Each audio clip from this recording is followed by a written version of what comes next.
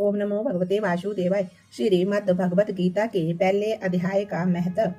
श्री पार्वती जी ने कहा, भगवान आप सब तत्वों के ज्ञाता हैं।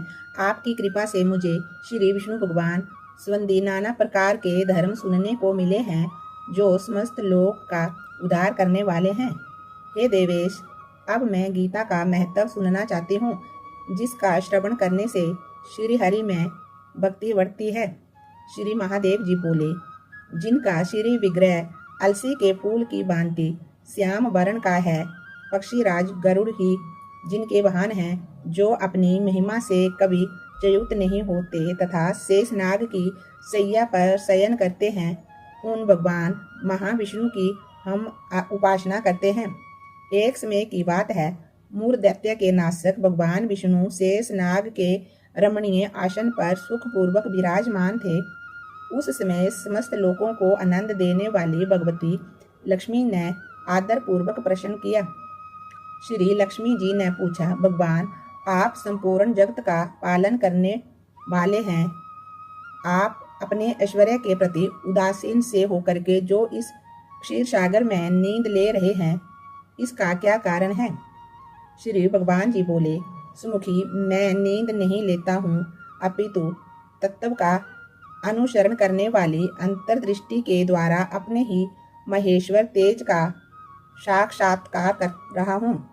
देवी, ये वही तेज है जिसका योगी पुरुष कुशाग्र बुद्धि के द्वारा अपने अंतःकरण में दर्शन करते हैं तथा जिसे विद्वान वेदों का सार तत्व निश्चित करते हैं।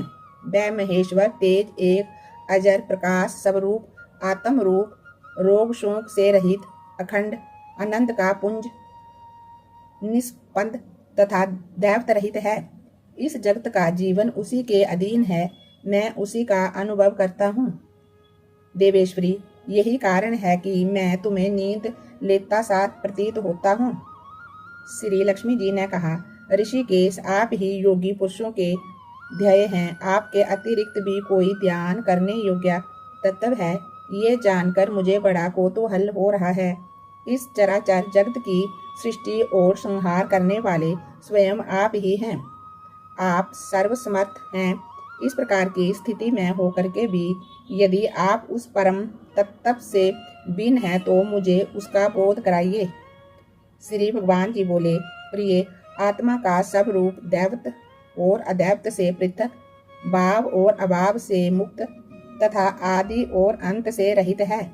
शुद्ध ज्ञान के प्रकाश से उपलब्ध होने वाला तथा परमानंद स्वरूप होने के कारण एकमात्र सुंदर है। यही मेरा ईश्वरीय रूप है।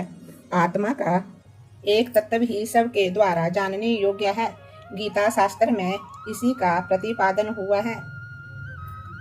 भगवान विष्णु के वचन सुनकर के लक्ष्मी जी ने शंका उपस्थित करते हुए कहा, भगवान, यदि आपका स्वरूप स्वयं परमानंदमय और मन वाणी को पहुँच के बाहर है तो गीता कैसे उसका बोध कराती है? मेरे इस संदेह का आप निवारण कीजिए। श्री भगवान जी बोले, सुंदरी सुनो, मैं गीता में अपनी स्थिति का वर्णन करता हूँ। क्रमशः 5 अध्यायों को तुम 5 मुख जानो, 10 अध्यायों को तुम 10 भुजाएं समझो तथा 1 अध्याय को उदर और 2 अध्यायों को दोनों चरण कमल जानो। इस प्रकार ये 18 अध्यायों की ईश्वरीय मूर्ति ही समझनी चाहिए। ये ज्ञान मात्र से ही महान पातकों का नाश करने वाली है। जो उत्तम बुद्धि वाला पुरुष गीता के 1 या आधे अध्याय का अथवा 1 आधे या चौपाई श्लोक का भी प्रतिदिन अभ्यास करता है, वह सुशर्मा के समान मुक्त हो जाता है। लक्ष्मी जी ने पूछा, देव, सुशर्मा कौन था, किस जाति का था और किस कारण से उसकी मुक्ति हुई? आप ये सब मुझसे कहिए। श्री भगवान जी बोले, प्रिय, सुशर्मा बड़ी खोटी बुद्धि का मनुष्य था। पापियों का तो वह शिरोमणि ही था। उसका जन्म वैदिक ज्ञान से शून्य एवं क्रूरता पूर्ण कर्म करने वाला ब्राह्मणों के कुल में हुआ था।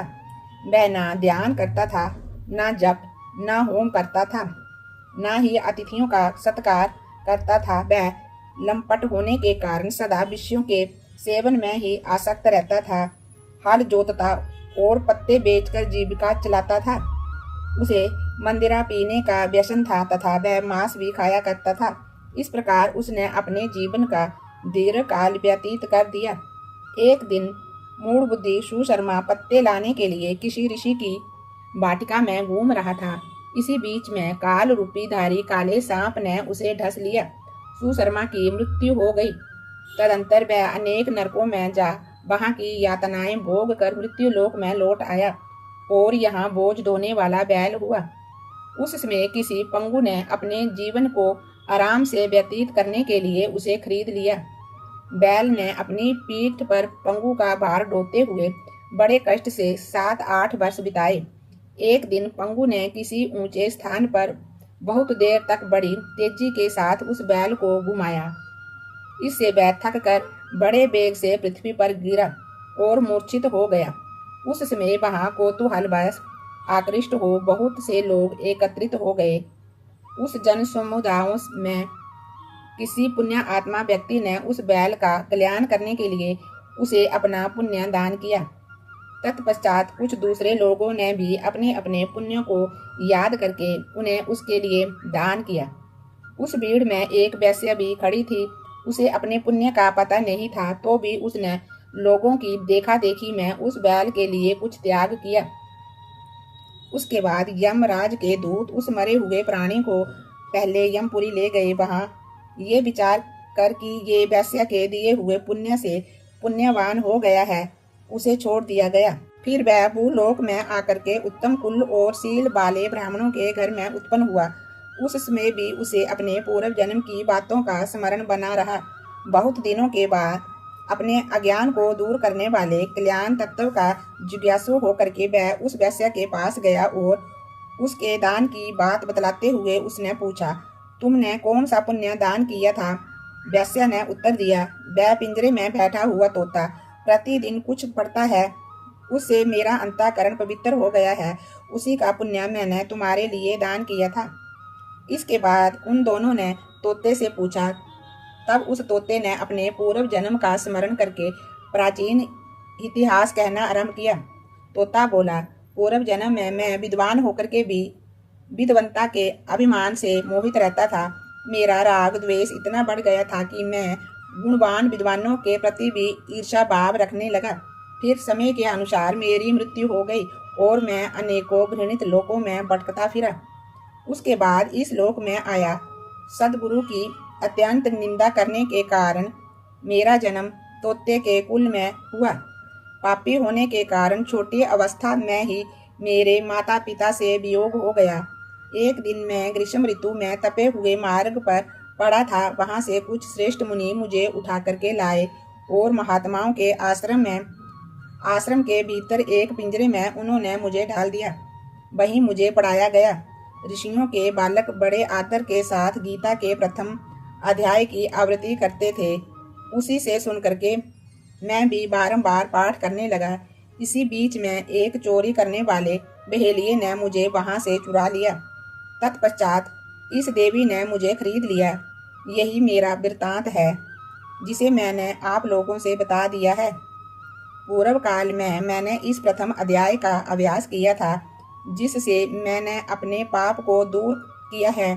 फिर उसी से इस वैश्य का भी अंतःकरण शुद्ध हुआ है और उसी के पुण्य से ये द्विज श्रेष्ठ सुशर्मा भी पाप मुक्त हुए हैं।